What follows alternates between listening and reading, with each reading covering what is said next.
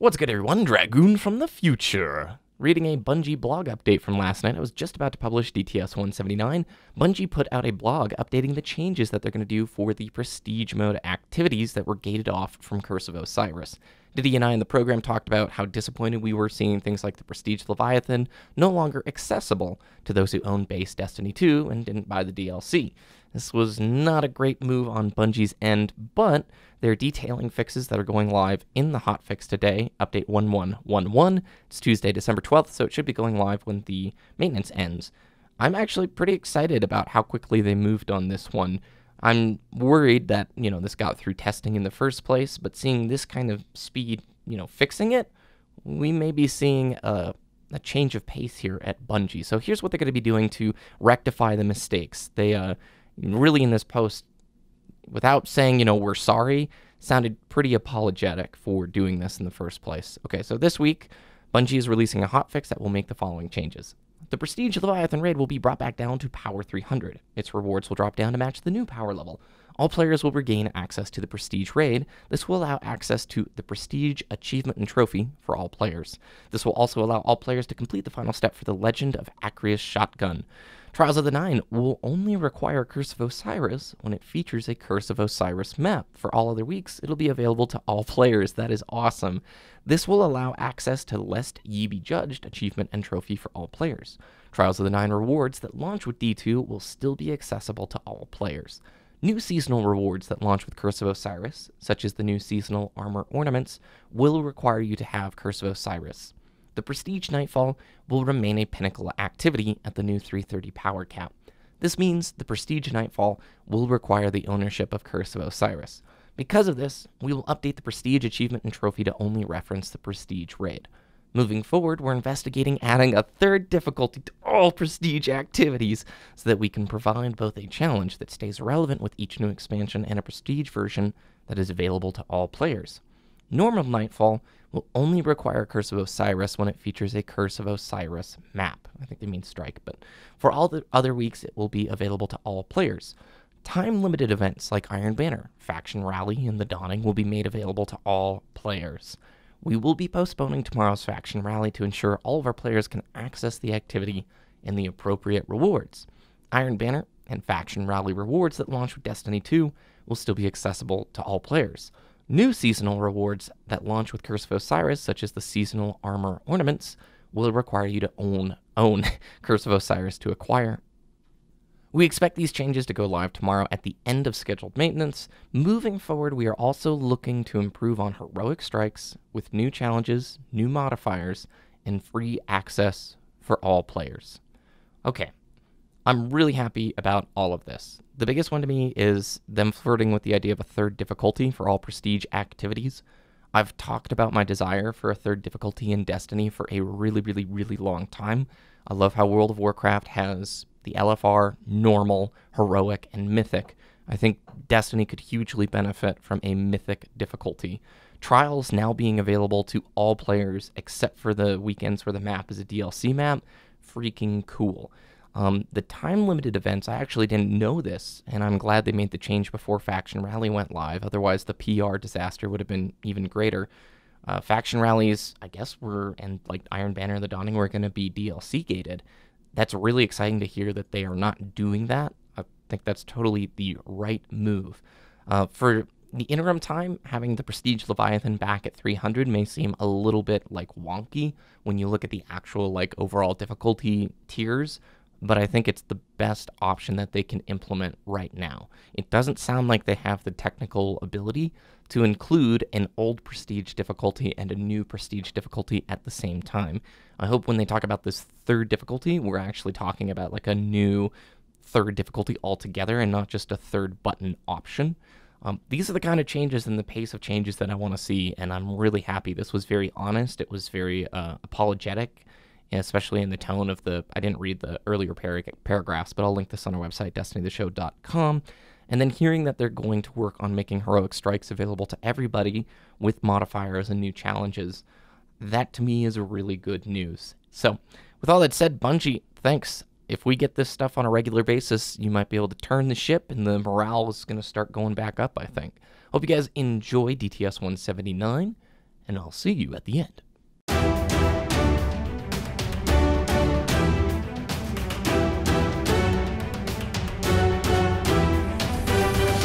You're listening to Destiny, the show.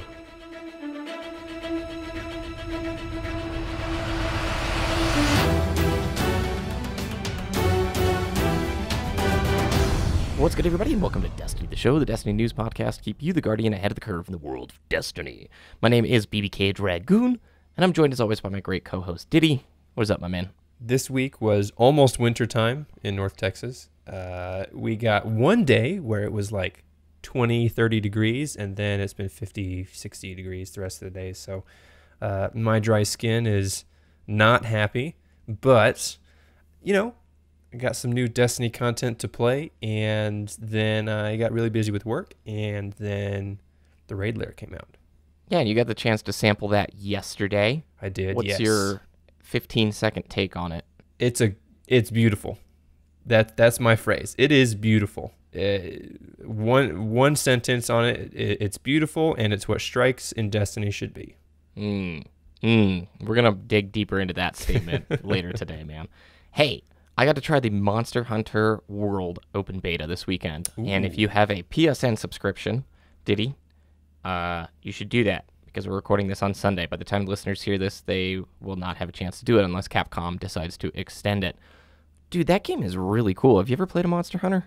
I have not, no. I hear it has a very loyal following, though. Action-y Dark Souls mixed with, it's not raiding in Destiny, but it just kind of the group element of Destiny together, where you're going with your bros, you're chasing down the dinosaur, you got your buddy jumping on his back, stabbing him in the head, and you're putting down little spike traps. It's cool. I am totally hooked on that thing, so that will be my main jam coming up. Today, Curse of Osiris chat. We're going to talk about our feedback. We're going to talk about what worked, what didn't. I won't lie, Ditty. I think this is one of the weakest expansions that Bungie's ever put together, and probably comes at a pretty bad time with the the state of the community, right? Yeah, I would agree with that statement. Well, let's hop into the news then.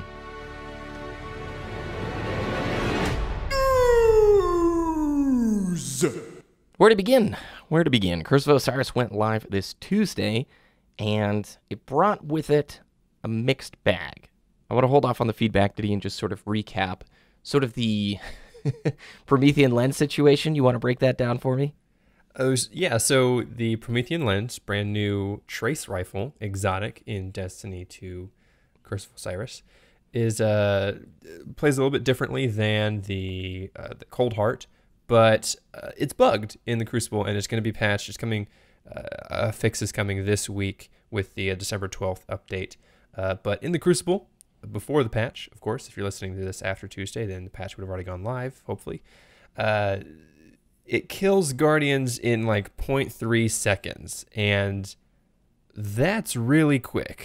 To put it in perspective, I think it was Giggs, who's very popular Destiny streamer, who put it in perspective that it could kill 4 players in the amount of time that it could take one hand cannon to kill one Guardian in the Crucible. So it's extremely powerful, and Bungie acknowledged that it was bugged, and they didn't exactly explain how they were going to fix it, so we'll know here this week.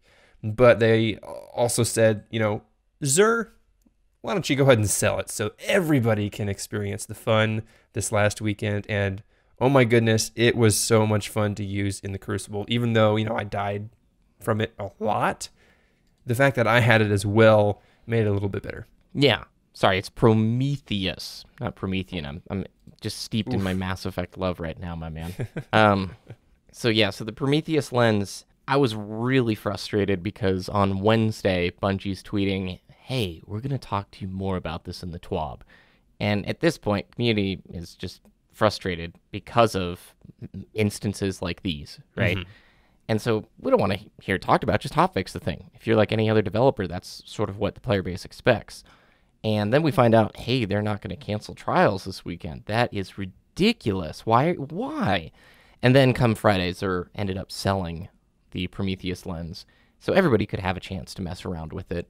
My anger from not hot fixing it and being like, why is this going to take a full week to fix Yeah. it, went to like, all right, that's kind of a funny Band-Aid. This will be a memorable moment in the Destiny timeline. We'll remember that time everybody has laser beams. All right, why don't we talk about Curse of Osiris in terms of what we thought of the expansion thus far, what's going on with the community. Well, Curse of Osiris then. Okay. It's hard because we've had a flurry of shows of frustration, constructive criticism, and a disappointed community. And Curse of Osiris, I think, has only poured more gasoline upon the fire, and rightfully so. Ditty, I feel like this is one of the laziest DLCs I've ever played. And let me phrase this properly. The art team, the music team, the people handling the visuals, you are some of the best in the entire industry. Keep doing what you're doing, because the artwork and the music is beyond exceptional. It is unreal. However, from a gameplay perspective, an incentive perspective, and from a narrative perspective, Curse of Osiris falls super flat on its face. Ditty, I got through the story. By the way, spoilers. If you guys don't want to hear about us talking Curse of Osiris spoiler stuff, you can just skip this week, I think. I got through the story in about an hour and a half. How long did it take you? I would say probably of actual gameplay around an hour and a half, 2 hours. Yeah. I mean, it took me longer, of course. It took me, 3 or 4 hours to get from start to finish, but that's because, I did some tower runs. I did some Crucible in between there, but story-wise, hour and a half, 2 hours is about accurate. Okay. And then from within that campaign, you had one mission, which was basically an old Destiny 2 strike. One of the missions was on the Mercury patrol space, which, by the way, is a very, very tiny donut, just like we had predicted. And pretty much the rest of the missions take place on the Infinite Forest, with one of the missions being the new Garden World strike. And, man, I can't sit here and tell you I expected better. As soon as we read in that IGN article that they started production of Curse of Osiris right around the launch of Vanilla, that doesn't mean we shouldn't expect more, though. I'm just trying... It's like walking on eggshells right now, because I put out, this really detailed, lengthy video about why I think Curse of Osiris is pretty bad. And it did well on YouTube, but dude, so many people called me a Bungie apologist, and I was vicious in that video, right? I was pretty harsh on the expansion, It was not a positive video. Yeah. At all. So I want to see, it all comes from a place of wanting to see things get better, but do you think the story lived up to your expectations, or do you think the story delivered a worthy story of a expansion? Notice Bungie didn't call this a DLC. This is called an expansion. Short answer, no. I was impressed. I'll start with the positive. I was impressed at the number of story missions that I had to go through to get from start to finish. The quality of those story missions, however, was, as expected, not great. And the final boss fight tilts me so hard that I am so frustrated. That final boss fight was a joke. I'm sorry. That's just how I'm going to announce my distaste for this expansion. It was just the most boring fight I've ever had in Destiny. I've had patrol and public events that were more intense than that final boss fight. Yep. And in terms of lore and story, quality, this is Osiris, and they shouldn't have done Osiris. It could have been Ikora for all I care, and it would have been better. But the fact that it was Osiris made this lore and expansion story-wise just not great in my mind.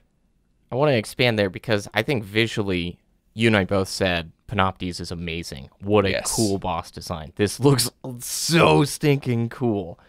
But we know absolutely nothing about him, just that we have to stop him from covering the planet in Vex stuff and turning out the lights in the future.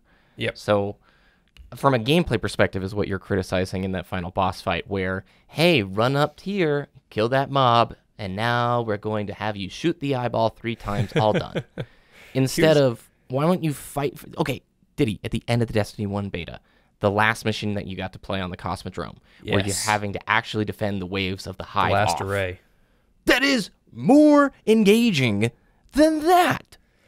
It's we already said spoiler warning here. I'm just going to spoil the final boss fight. As a hunter with Night Stalker equipped, with Orpheus rigs, all you have to do is once you land at the final boss stage, you have to run up to the top of the platform, tether the bottom, and you tether literally every single enemy that spawns. You just focus the Ultra or the Major that spawns in there because you have to kill him to progress. And since the tether shares all the damage, every enemy dies instantly. And then, you go through the cannon, go through the second cannon, pick up the orb, place the orb, and then it teleports me, pointing my gun at the boss's crit spot. And then I unload a clip of my assault rifle, and then there goes a third of the boss's health damage. I don't fight the boss. I just damage him. Mm-hmm. I fight the ads, and it's mind-numbingly boring. Yeah. I mean, even the Black Garden mission Garden offers mission more of a was- challenge. Yeah, it was more of a challenge, and that wasn't hard. Yeah. I think from a narrative perspective, why I'm so heavily criticizing it is Osiris is such a major lore character, and throughout Curse of Osiris, he's periphery. In fact, you spend very little time having him make a direct impact on your actions. When you finally do beat the boss, and you find Osiris, and you both exit the Infinite Forest onto Mercury, he spends about 15 seconds saying, "Hey, Ikora, it's been a long time." And they have like this awkward little jovial laugh. And he's like, "All right, I best be going then." Turns around, walks back into the portal, and you're left there going, wait. No. I just pulled you out of here. You're one of the most important characters in the entire lore of Destiny. And you're just going to walk back in there because from a narrative perspective, the writers didn't have enough time to put together an actual story for you. It's a cop-out, in my opinion, where they cashed in on the hype of such a big character but weren't able to do him justice in the time constraints that they were given. Bungie talked about how much they didn't like the DLC model of year one of Destiny 1, how they felt rushed and they needed more time. So I'm not that mad at the developers who had 12 weeks. I understand why they did the Infinite Forest. I'm mad at the leadership and the management at Bungie. Disappointed is a better word, not mad. I'm disappointed with the leadership who timed it the exact same way and allowed for such a big character to basically not have enough real estate, not have enough time to do a narrative justice. Yeah, I would agree there. And what a really picky and specific irk that I just dislike about the end cutscene there with Osiris, where he just goes back into the portal. He says, "You know where to find me if you ever want to talk." And then you can't go back through that portal in Patrol unless you have an adventure. And also, it's infinite realities, too, so maybe you just get lucky and find them in the right... Yeah, and so a lot of people are confused of what the Curse of Osiris actually is. My theory is he's forever... if the Vex, they have infinite timelines, right? They infinite possibilities. And he says that I've got to stop the Vex. But that's an infinite amount of stuff to do. So I think that's his curse. He just has to do that forever. And I don't know. Let me help you out, bro. Let me go with you. I mean, Panoptes is probably not the only bad guy Vex that I can shoot bullets at and not fight. But it's, I don't know. It's poor execution there. Yeah. And these are just opinions, just ours. They don't have to reflect yours. We're not, totally blasting it. I loved the heroic adventures, Ditty. The heroic adventures to me represent an activity that needs to take a bigger space moving forward in Destiny because it's a really cool design idea. These are challenging. They were recommended power of like 300. They scale with you, so if you're above 300, they'll keep scaling up with you. But you go into the Infinite Forest, and there are Nightfall modifiers, which add to the challenge. And then you go into there, you do the Infinite Forest portion, and then you reach either, past Mercury, future Mercury, and then you have to complete a specific objective. And these are timed objectives, And solo, they were really challenging. And these take probably about 15 to 20 minutes. And what I love so much about it is, as a solo player, yeah, you can take people in to do it, but as a solo player, it offered endgame tier kind of challenges. Not as hard as a raid, obviously, but it's like running kind of a Nightfall by yourself. And you don't have the maybe time to play a full Nightfall. But it's a really cool type of activity that was fun, challenging, had a little jump puzzle at the end for 2 of them. And I really, really, really like the concept of it. I think there's 4 adventures in total, my apologies. But it was great. They just are locked out on a weekly basis. Once you've done your 3 heroics, I have to wait until next server reset to go get more from Brother Vance. And I would love to do those each day. I kind of understand locking out rewards, right, for a weekly purpose, but develop some sub-currency and let me keep running through this activity. What did you think of the adventures? I'm going to agree with you there. I think that since they were outside the scope of a story mission, strike, or raid, or whatever, that they fill a really good void, again, for the solo player or for the endgame player. You pick it up, it's a challenging activity, and it's something different, right? I really like those things in Destiny, and they're kind of along the same lines of Ikora's, heroic story missions, right? You have to go pick it up from Brother Vance, and I agree with you. I wish I could do those all the time, but instead I have to do public events or the heroic strike playlist to do end game PvE content or outside the raid. Or raid layer. Mm-hmm. 2 questions really arose for me as I was playing further, and I think Skill Up, who did a recent review on Curse of Osiris, had this to say, and it fits, and I quote, "But I think that here in the Infinite Forest and in most of this expansion, in fact, Bungie have fallen in love with the beauty of their own skyboxes and have completely abandoned any effort to design functional first-person shooter levels here," end quote. The Infinite Forest represents huge potential, but falls super flat on your face. Let me ask you a question. Did you, after, let's say, your 2nd or 3rd time in the forest, actually clear all the mobs on the platforms, or did you only clear the ones you needed to and skip the rest? Not even during the first Infinite Forest. My first encounter with the Infinite Forest, I realized I did not have to kill any of the enemies to open the door, to get to the next plate, to get to the next door, to go through the hallway, to get to the actual encounter at the end of the story mission. And on almost all of those platforms, too, you're elevated, so you don't even have to drop down there to fight them. As a Night Stalker, I use my class ability, go invis. I didn't even have to do that, but I did the first couple times just because I didn't know what to expect. Run straight to the door, unlock it, spawns the next platform, do the same thing, get to the hallway, get to the rest of the story mission. I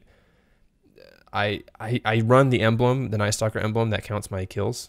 And at the beginning of the story mission, I don't remember what it was, but the difference between the beginning of my story mission and the end of the story missions was about 200 kills.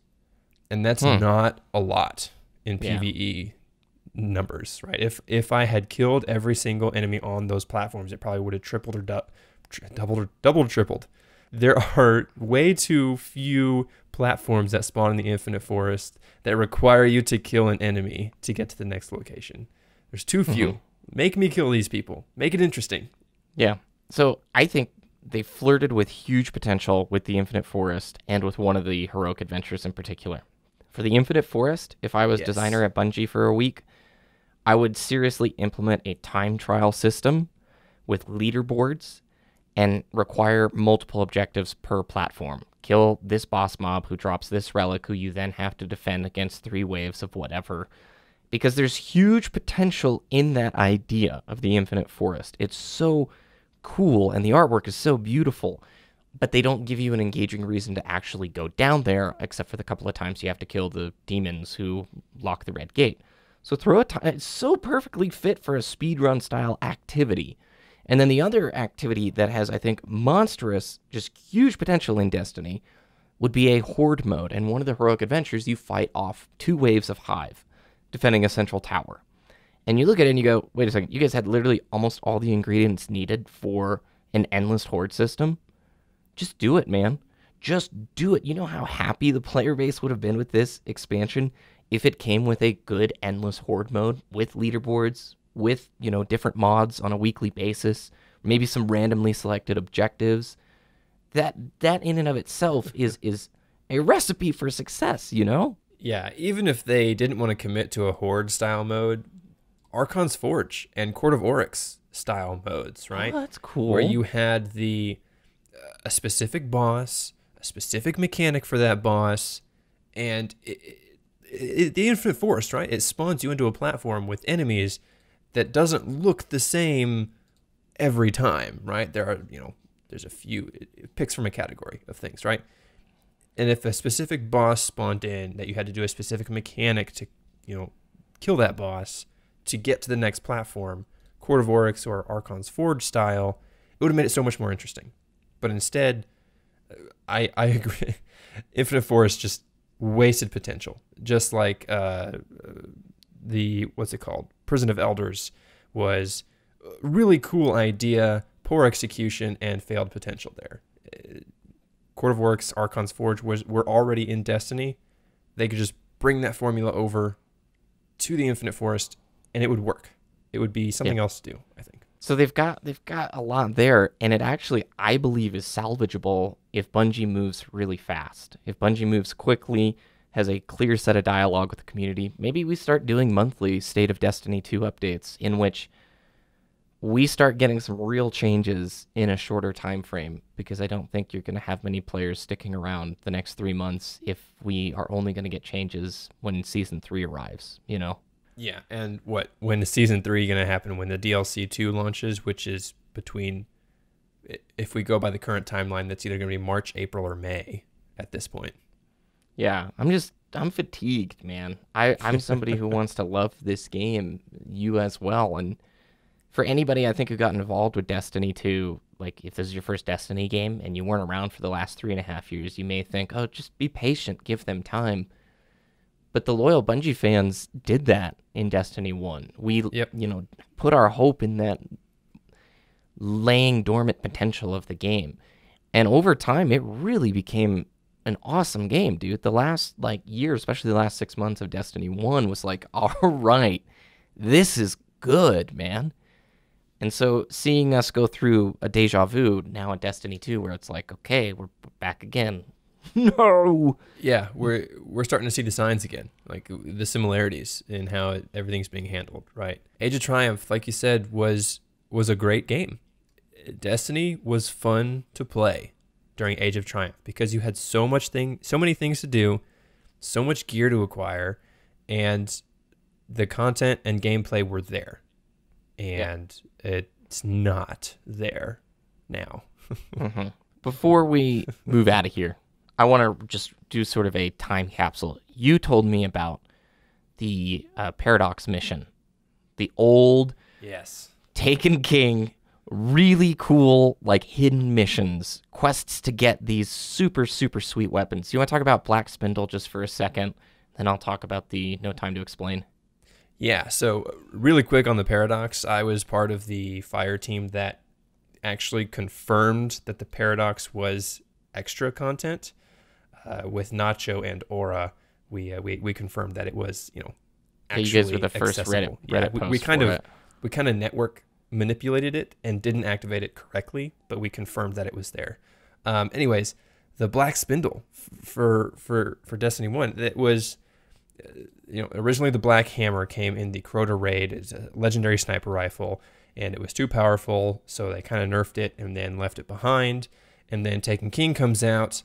There is these every Wednesday would be a heroic story mission reset, and at the end of this one particular story mission, you could, instead of going left, you could go right, and it was kind of like a secret passageway. And it activated an alternate ending to the story mission, and it started a timer, 5 or 6 minutes or so, and you had to defeat all the enemies and get to the end. It actually kind of reused a strike area. So you go through the strike, but it was different enemies, different mechanics. And when you get to the end of the room, you have to defeat all the enemies there and all the taken blights there. And then if you beat it before the timer ran out, you were awarded the Black Spindle exotic version of the Black Hammer sniper rifle And it was difficult. It was timed. It was secret. Nobody knew about it until someone said, hey, the Reddit post came up and it was like, hey guys, I just did the daily heroic story and I went this way and something different happened. Bungie didn't tell us about it. It was difficult. It was end game and it was rewarding and it was phenomenal. And that's a story players remember. Players will always remember getting their spindle because you had to wait for that. And if you couldn't get home, Ditty, like let's say you weren't going to be able to play that night, you had to wait until it came back in the rotation of the daily heroic mission. So cool. No time to explain. You needed to get, I think there were 3 dead ghost memories that you needed. And then you had to talk to Lakshmi of Future War Cult, get the Not Forged in Light quest, pledge to Future War Cult, get 1,000 reputation after that pledge, kill a taken Minotaur to collect the simulation core. You then needed to do the Vault of Glass on any difficulty and kill Atheon to get a particular item, his eye.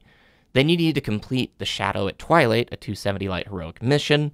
Then the Blood of the Garden mission, which was a 290 light heroic mission. And that is how you would end up getting the No Time to Explain. And that is a really cool memory and a cool era, and I don't know how we've moved so far away from it, where Curse of Osiris, half of the items in this expansion are in Eververse.